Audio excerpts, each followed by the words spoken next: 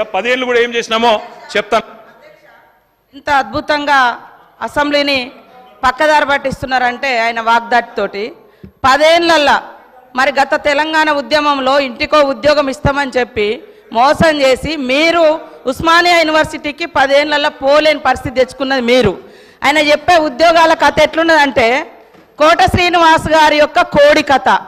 నోటిఫికేషన్లు ఇస్తే ఇచ్చుడు, ఈసారి మళ్ళీ ఓట్లు వేస్తే మళ్ళీ తర్వాత ఉద్యోగాలు ఇస్తాం, అట్లా అట్లా ఆశ పెట్టుకుంటా మీరు మోసం చేసుకుంటూ వచ్చిర్రు. మరి ఆ 34,000 ఉద్యోగాలు 10 ఏళ్ళ అధికారంలో ఉండి మరి మీరు ఎందుకు ఇవ్వలేకపోయారని చెప్తున్నా. ఎందుకు ఇవ్వలేదు? ఇంకొకటి, దాదాపుగా ఈ రోజు వరకు మా నోటీస్కి వచ్చింది డబుల్ పెన్షన్స్.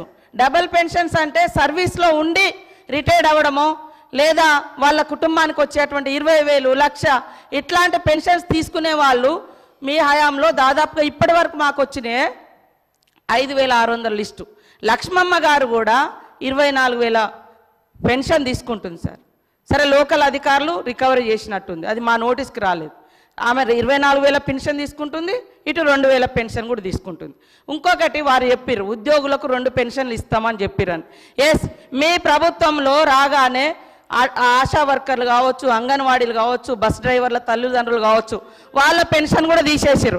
కానీ మీ నాయకుల కుటుంబాలు, వాళ్ళ తమ్ములు అన్నలు వాళ్ళు తీసుకున్నారు కార్పొరేషన్ల పేరు మీద, వాళ్ళ కుటుంబంలో పెన్షన్ తీసుకున్నారు ఉద్యోగం వస్తుందని. కానీ వేరే చిరు ఉద్యోగుల యొక్క తల్లిదండ్రుల పెన్షన్ మాత్రం మీరు తీసేసారు సార్. కాబట్టి మీరు మాట్లాడేటప్పుడు వాస్తవాలు చూసుకోవాలి. ఇంకోటి మేము బాగా సంపద పంచినాం. 25,000 కోట్ల రూపాయలు హైవేలు, ఫామ్ హౌస్లకు, మరి అదేవిధంగా దున్నటువంటి వాళ్లకు, కష్టపడేటోళ్ళకేమో పట్టాలేదని మీరు ఇవ్వలేదు. మీరు ధరని తీసుకొచ్చి పాపం పేదోళ్ళు అనేక మందికి పట్టాలు ఇవ్వకుండా, ఎవరెవరికో పట్టాలు ఇచ్చేసి సాగులో ఉన్న వాళ్ళకి పట్టాలు ఇవ్వకుండా, రైతు బంధు రాకుండా అన్యాయం చేశారు. కాబట్టే గ్రామీణ ప్రాంత ప్రజలు మాకు పట్టం కట్టింది సార్. అదేవిధంగా పేదలకు ఇండ్ల విషయం, మీరు ఇన్ని బిల్డింగ్ల గురించి చెప్తున్నారు. లక్షలాది మంది పేదోళ్ళకి ఇండ్లు లేక ఇబ్బంది పడుతుంటే మీరు ఏ పేదోళ్ళకి ఇండ్లు ఇచ్చిర్రు సార్? 10 ఏళ్ళల్లా ఎవరికి ఇండ్లు ఇచ్చిర్రు? కాబట్టి మీరు ఇండ్లు ఇవ్వలే, బంగ్లాలు చెప్తున్నారు ఓకే, బంగ్లాల గురించి చెప్తున్నారు ఓకే, పేదల బాధల గురించి కూడా మాట్లాడండి. కాబట్టి ఇవాళ అనేక అవుట్సోర్సింగ్ ఉద్యోగులకు సంవత్సరాల తరబడి, నెలల తరబడి జీతాలు ఇవ్వకుండా ఇబ్బంది పెట్టింది మీరు.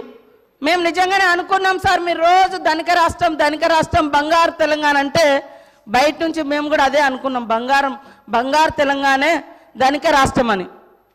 ఇవాళ మీరు ధనిక రాష్ట్రం ఇచ్చిపోతే మేమే మొత్తం అప్పులు చేసి ఇచ్చిన వాగ్దానాలు అమలు చేయనట్టుగా, మరి మీరెందుకు అమలు చేయలేదు? మేము 6 గ్యారంటీలు ఇస్తే మేము 500 గ్యాస్ సిలిండర్ అంటే మీరు 400కే ఇస్తామన్నారు. మేము 15,000 అంటే రైతు భరోసా, రైతు బంధు మీరు 16,000 అన్నారు. మరి అన్ని ఎన్నికల ముందు మీరు కూడా మేనిఫెస్టోలో పెట్టిరు. 10 ఏళ్ళ అధికారంలో ఉండి చేయలేదు, కానీ ఎలక్షన్ మేనిఫెస్టోలో మాత్రం పెట్టుకున్నారు. అంటే మీరు మోసం చేద్దామని కదా, మీకు వ్యవస్థ తెలిసి కూడా మేము బయట నుంచి మా ప్రభుత్వం ఆశతోటి నిజంగా ప్రజలకు బాగా చేయాలని మా ప్రభుత్వం ఇవన్నీ పెట్టినాం. మాకు టైం ఉంది, ఇంకా మాకు టైం ఉంది చేసుకోవడానికి. మీరు 10 ఏళ్ళలో చేయలే కదా, మీరు అన్ని పేపర్ లీకేజీలు ఇచ్చారు, ఇండ్ల పేదలకు ఇండ్లు ఇవ్వలేదు. మీరు పెన్షన్ కూడా 57 సంవత్సరాలకే ఇస్తానని మీరు గతంలో 2014 నుంచి 18 వరకు అధికారంలో ఉన్నారు. 18లో మేనిఫెస్టోలో పెట్టారు. ఎప్పుడు ఇచ్చారు? 3.5 ఏళ్ళ తర్వాత పెట్టారు. అదేవిధంగా 2,000 పెన్షన్ కూడా ఎప్పుడు పెంచారు? మీరు అధికారంలోకి వచ్చినాక 6 నెలల తర్వాత పెంచారు. కాబట్టి ఇవన్నీ కూడా ఉన్నాయి. మేము అనుకున్నాం నిజంగా అద్భుతంగా ధనిక రాష్ట్రం ఉంది, రైతులకు ప్రజలకు అన్ని ఇద్దామని.